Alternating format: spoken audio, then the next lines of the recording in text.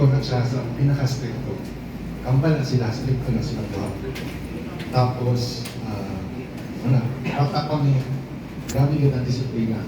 Grabe yun ang hindi mo homework, na.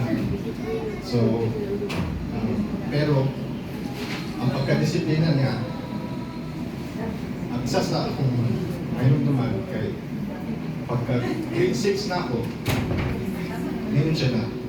Kabalo na ka sa tanan. Gitagaan niya free will. Kaya, ang importante sa iya, ang foundation, kung isa'y tama o mali. So, muna akong bado. Isa pa po, si Papa, Upo ka ng pastors. Magbihig. ano na siya, ang justice sa agrabyado, hindi siya gusto na. So, away din na siya sa makidlo. Kung naka-edukasyon na niya si Papa, lawyer na siya sa Timotla. Well, gusto na siya sa high school, pero memorize niya ang Philippine Constitution. Bright siya. Tapos, makipag mga tao sa balay, pagtatapang sa iyaha, kung may mga problema sa kaso-kaso, siya rin na. Siya po ang napag na sa urban board. Isa na siya. Makipag, nanto na siya sa Malacanang, nanto na sila, daghan sila gatuan. Tungod na, daghan kayo mga kahila sa iya. So, di naman siya perfecto. Tingnan na, kung na ang sayang last niya na unexpected man yun. Pero, wala na. So, yan, tigo lang, ako naman ang bantay sa iya. Ang last, before siya na adto sa ICU, nanakit ko sa iya. Tapos ito, itabang ko siya itong Tuesday kay supposedly muli na balay kay discharge ni since Saturday, Sabado pa. Tapos, moto, ready ng taming, may kuhan sa hospital. Ang pagkahuman ato, nag-soup up na ginom siya tambal sa 5:30. Ako man kaniti ang graveyard shift, so mga from 11 until alas 9 sa punta. So muna akong trabaho, bantay. Nakainom siya tambal, pag kumain yung tambal, nagsuka siya, dugo, pero itong itawag din ako ang nurse.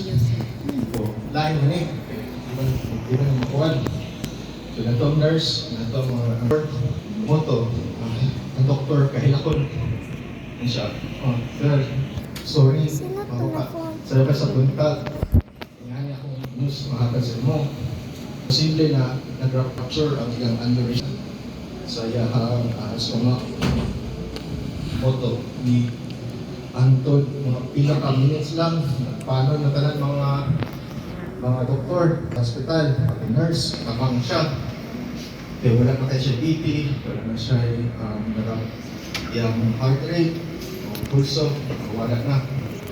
Itusukan siya tanan.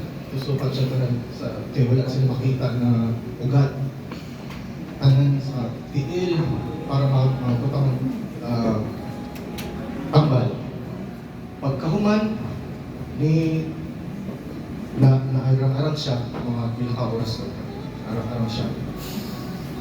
Pagkahuman na ito, wala ni quite sa pinod lang, ito na state sa iyaha. Kung na good, or ato-ato na good, critical na good. Pero, ulihan siya gamay. Ulihan siya, stabilize ang iyahang BP, yung heart rate, oxygen levels.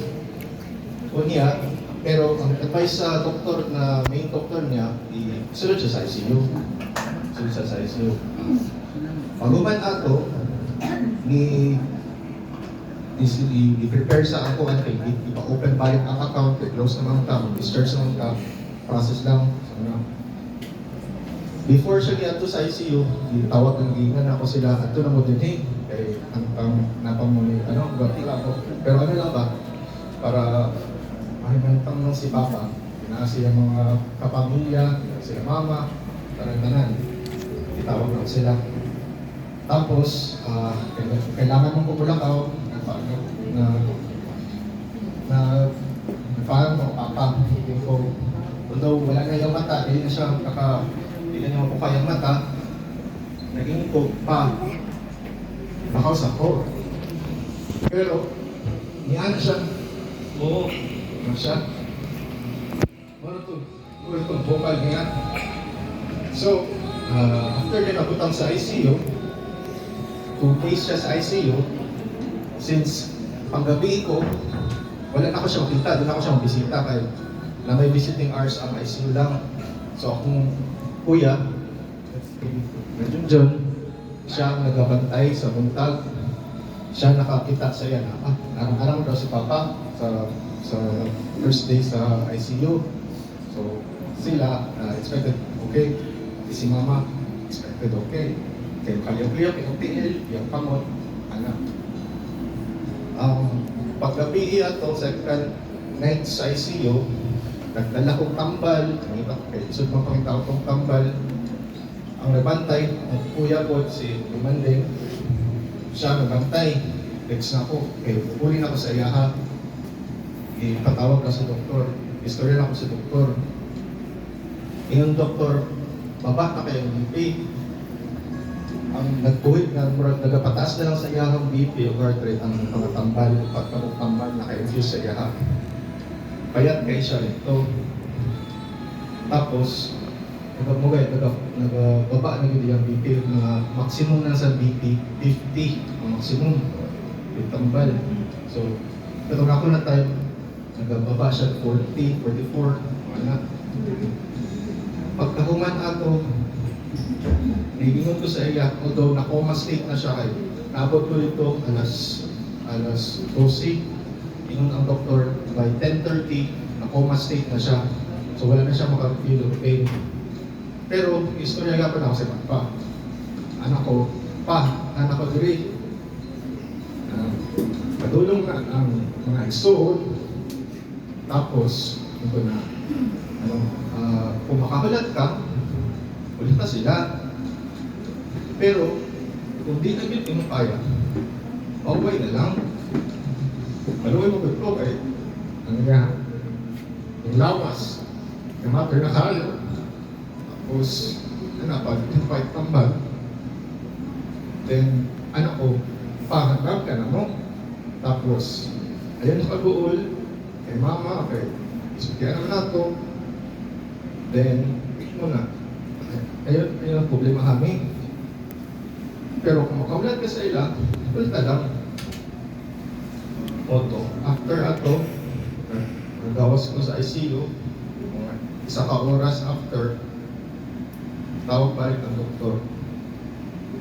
Ano siya, sir, ito lang po, kailangan, wala sila nagsulti sa kapatid ko, mga to, by around 2:30, kumakain siya, yung doktor, nag-flatline na bilyahaw, yung heart rate o BP. So, kung walang itong, basta kung ipakuan lang na si Papa din mag-uul, hindi na siya mag-resort para sa mga pamilya. Sa ako lang, may munduman nato si Papa, sa iyang kaayo. Hindi siya perfecto, pero katabang siya sa lahat tao. Salamat.